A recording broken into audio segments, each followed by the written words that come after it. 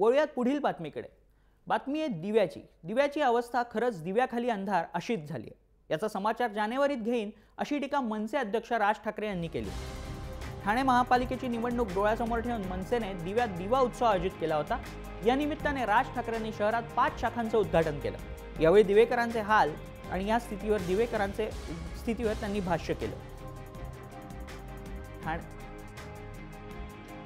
जी एक म्हण आहे ना, दिव्याखाली अंधार, ते खरंच आहे।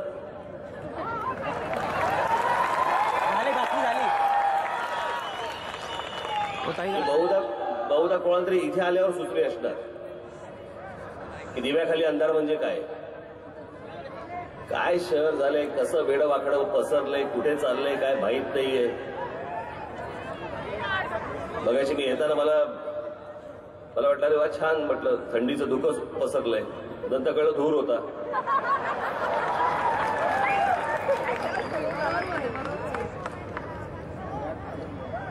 आणि तो धूर घेत वाढताय तुम्ही। या सगळ्या गोष्टींचा जो काही समाचार घ्यायचा आहे तो मी जानेवारीमध्ये इथे घेईनच। मी इथे जाहीर सभा देणार आहे तुमच्यासाठी म्हणून।